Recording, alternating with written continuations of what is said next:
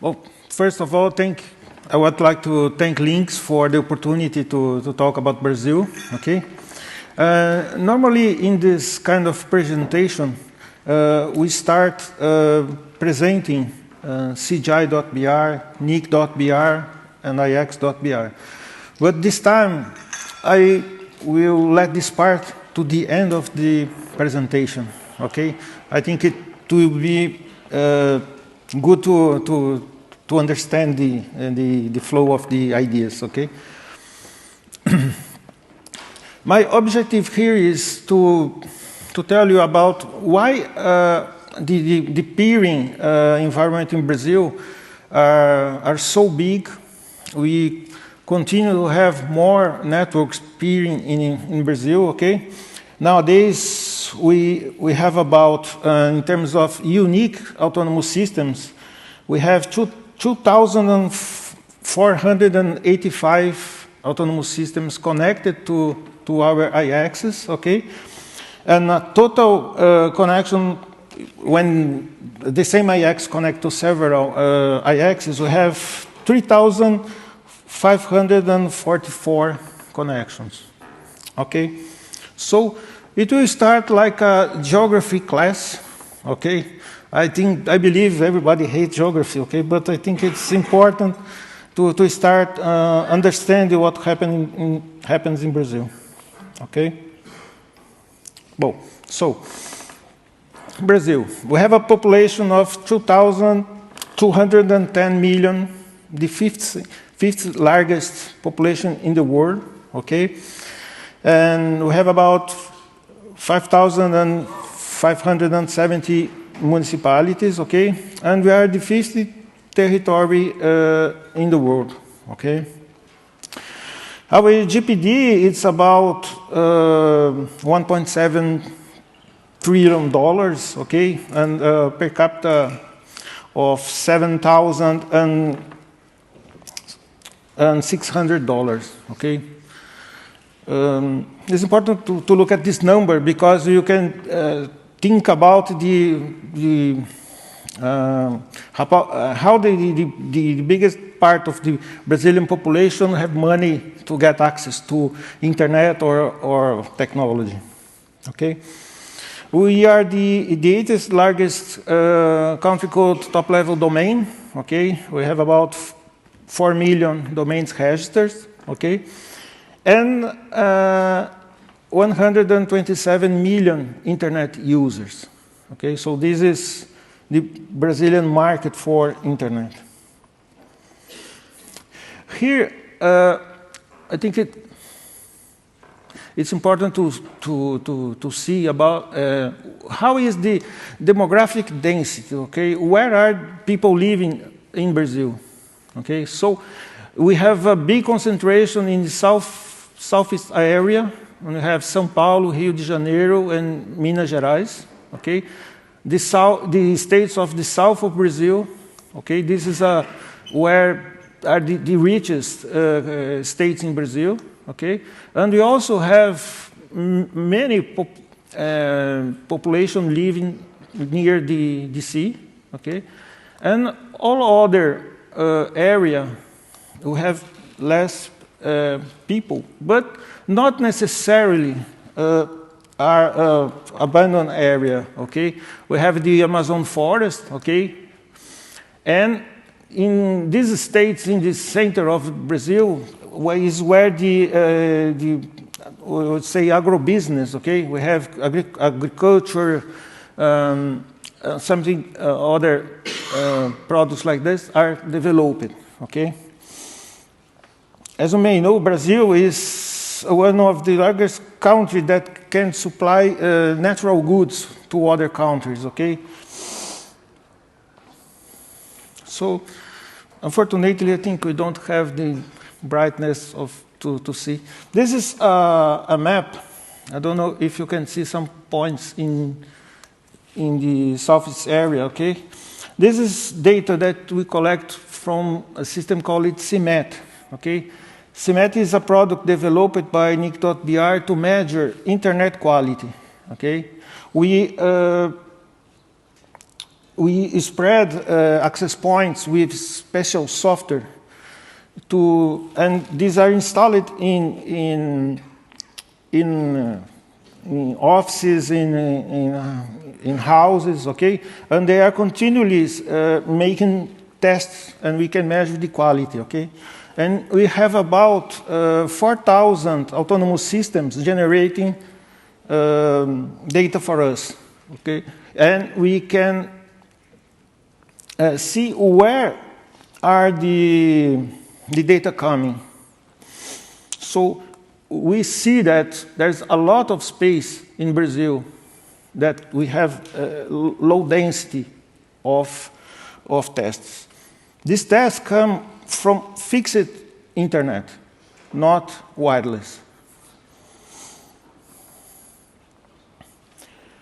Here we have demographic density of autonomous systems. Obviously, if you have a lot more people living in this area, we hope to see more autonomous systems registered in this area. We continuously do the mapping of this information because it helps us to locate places where an IX could be implemented.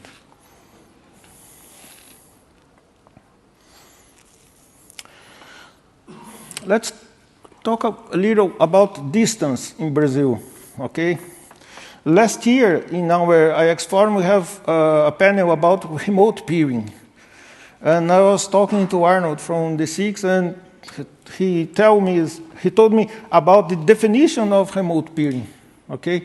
Okay, if you have a latency more than, I think he said 10 milliseconds, they are talking about remote peering. But this is what we probably have every day in Brazil, okay? So if you look at a distance about 400 kilometers, we will reach Rio de Janeiro and Curitiba. There are other capitals in Brazil. 1,000 kilometers,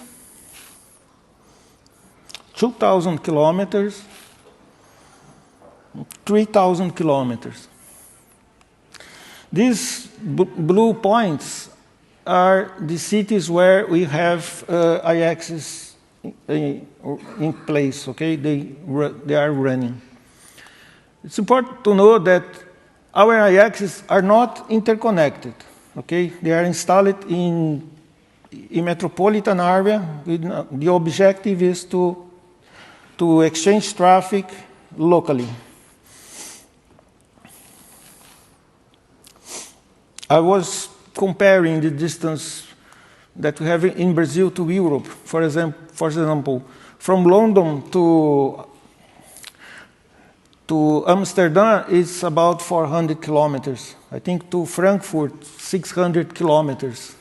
To Moscow, 3,000 and a few hundred kilometers. So if you are in Macapá, there's a city in the north of Brazil that are connected to IX.BR in São Paulo, we have more than 3,000 kilometers. So internet nowadays, it's not what we have in the beginning, when we have a connection between two computers, okay? Now, internet is, we have consumers that want content. So where is the content in Brazil? Where can it be found, okay? So in São Paulo, I listed here the main content we have in Brazil. You can see that maybe some of the biggest content providers are not here because they really don't have presence in Brazil. And we have São Paulo and Rio de Janeiro with probably all the content. And in Fortaleza, Porto Alegre, and Curitiba, they're having less content. Fortaleza is a city in the northeast of Brazil. Let me show. Fortaleza is probably here. okay, is where the submarine cables first landed in Brazil. So this is a place where we are promoting the development of the area, and now we have Facebook is starting this year. Netflix is there, Akamai, Cloudflare. Soon we have probably Google, we have a few caches there. And it's important to develop this area to spread the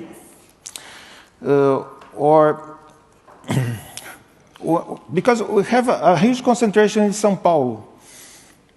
So we want this to move to other areas in Brazil.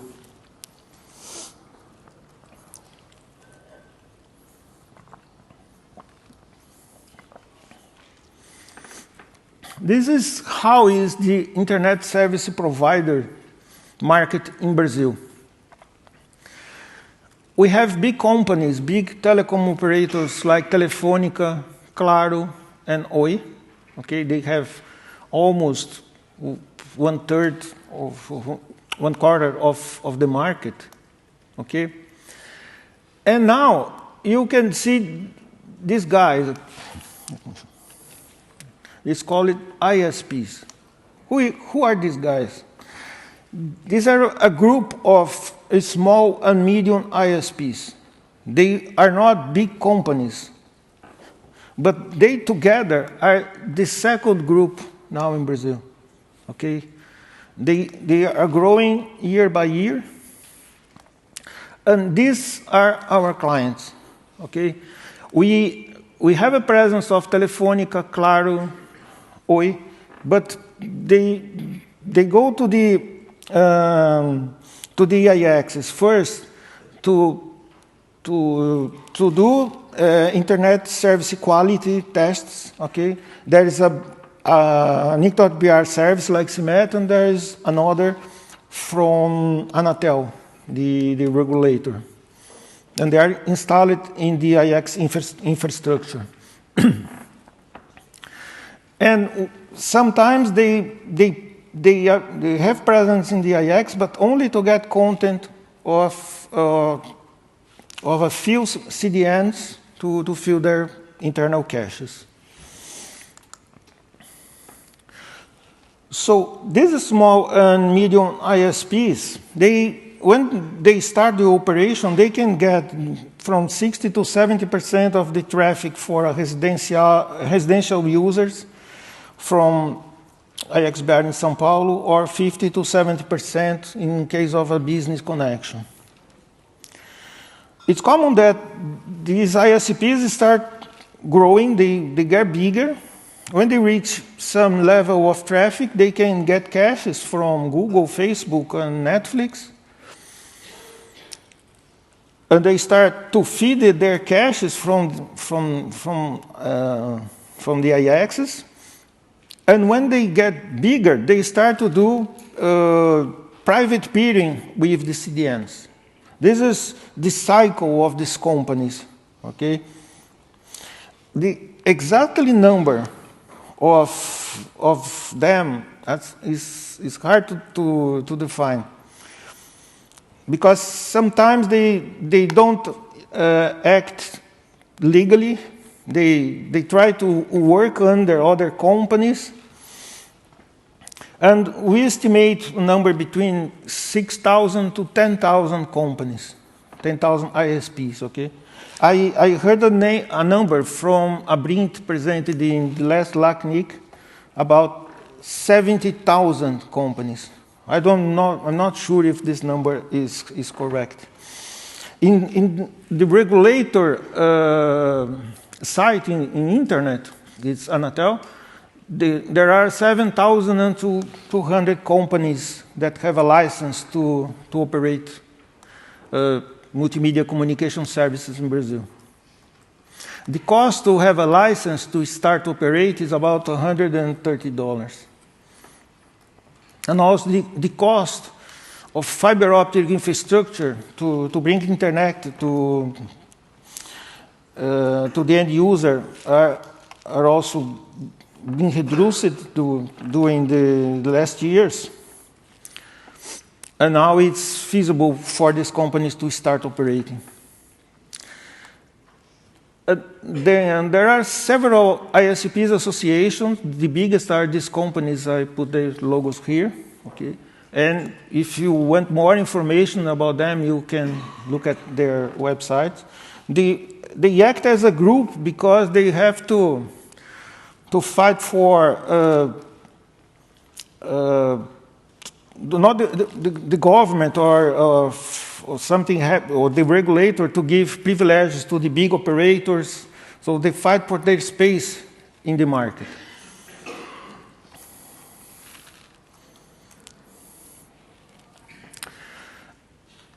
Another guy that plays an important role in the peering scenario are companies that sell transport to the IXs. So we have the big telecom companies, they do this job, and also the ISPs do it too, okay? Especially to connect to São Paulo and Rio de Janeiro.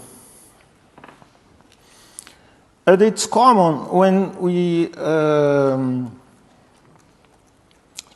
look at the prices for a connection. If you have a quote to connect to an IX in the city or in the state outside São Paulo, this is it's more cheaper to connect to São Paulo than a local IX, because we have a huge offer of bandwidth to São Paulo, more than Rio de Janeiro.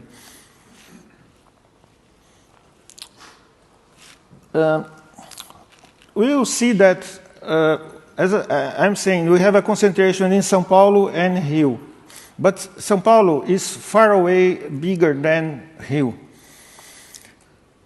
In terms of all our IXs, São Paulo represents 80% of the traffic and the interconnections. And why this happened? Because in the past, São Paulo have bigger offer of data center. The content provider came to São Paulo. As they came to São Paulo, more networks start to peer with us, and this is snowball start to roll. And Rio de Janeiro is only 400 kilometers from São Paulo. So it's very close. And when a company wants to make a connection, okay, I prefer to go to São Paulo than Rio, because in São Paulo we have more content than in Rio.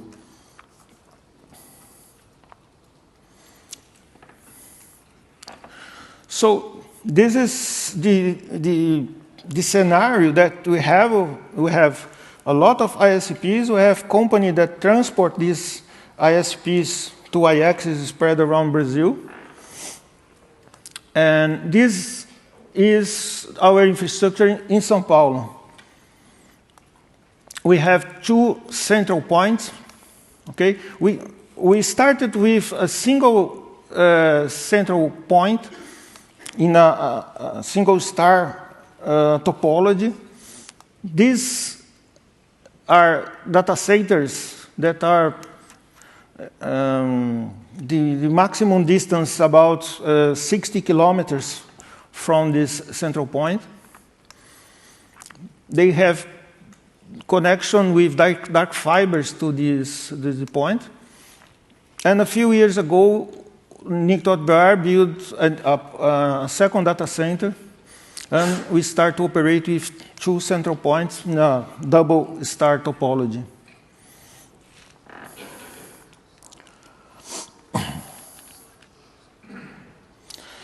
So what is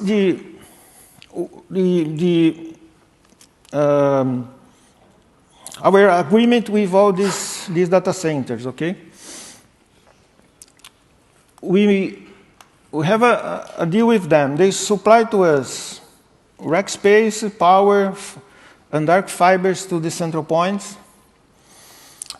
And they can, in the counterpart, they can sell or charge the cross connects to reach our equipment. So this is the economic balance that we have. And in the space and power they offer to us, and the dark fibers, we install all the network and optical transport equipment. So this is the model that we use in all cities in Brazil where we have internet exchanges, okay? We don't pay for the data centers, we don't pay for dark fibers to interconnect these points, okay? It all is done with this agreement with the companies. We start in 2017 to charge for ports. We decided to recover our operational cost in São Paulo and Rio de Janeiro, the two cities that we have more than 1 terabit of traffic. Because, first of all, because we want to have economic sustainability for the operation in case of we don't have money to continue to invest in the project, and also because we were for free until July 2017, and the participants didn't give the respect or the care for the resources we are offering to them. So we have a lot of resources allocated that were not used, okay? And after that, we did a cleanup in our base.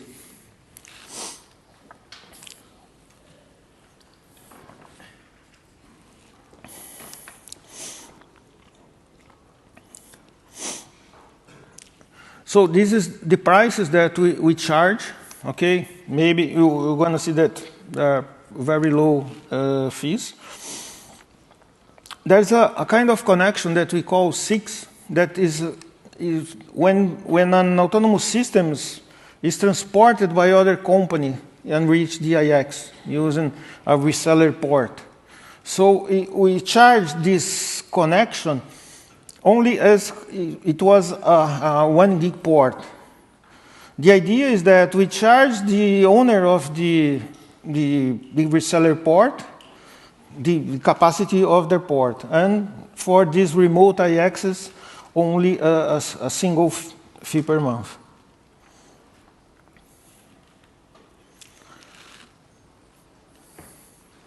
So the infrastructure that you have in São Paulo, nowadays it's based only on extreme networks equipment. We have 40 SLX 9540, 7 SLX 9850, and 86 summits, okay? These SLX 9850 are chassis equipment with 4 or 8 line cards. These are pizza box with 48 10 gig ports and 600 gig ports uplink. And these are 10 gig ports and 1 gig pizza box switches. So if we count all the ports in use, okay, so we are counting participants, uplinks, and management ports. In São Paulo, we have about 6,100 megabits, 567 1 gigabits, 2,299 10 gigabits, and 847 100 gigabit ports. Okay. These numbers, in terms of directly connected participants, we have about 1,000 10 gig ports and 150 100 gig ports connected directly to two participants. Our route servers, we have 4 route servers using BIRD 2.0. And for IPv4, we have a cluster with 4 instances of BIRD running together. We make IBGP between them, okay, because we started this with BIRD 1.6, and they didn't support the number of peers we have. So we have to make a multi-instance solution. And we are still using them with BIRD 2.0. I didn't put any more details, okay, but we are doing RPKI validation, filtering, community marking with the announcements, a lot of things in this route service. In terms of optical interconnection, we are using DCIs with 400 gig per channel or 200 gig per channel. We have about 15 terabits of capacity installed. Just to remember that in São Paulo, when you have the 2 central points, we have an optical ring interconnecting the 2 data centers, okay? They are built by NIC.BR. This is a map, it's hard to, I don't know if it's the colors, that we show the number of networks that come connected to São Paulo that come from each state of Brazil. So with that we can check where are our customers. In state of São Paulo, we have 680 autonomous systems connected, 233 only in São Paulo city. Okay. So just to show you the topology of Rio de Janeiro, we have about 1.2 terabits of traffic. Fortaleza, that's the one that are most have the biggest growth nowadays, okay, in terms of autonomous systems and also in traffic. I think in 5 months we'll have 55 new connections in Fortaleza. And the fourth important IXP is Porto Alegre. It is in the south of Brazil.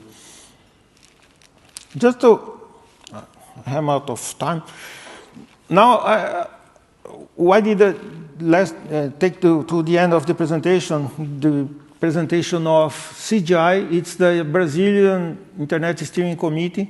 Okay, there are 21 persons that discuss the development and the way that internet in Brazil have to be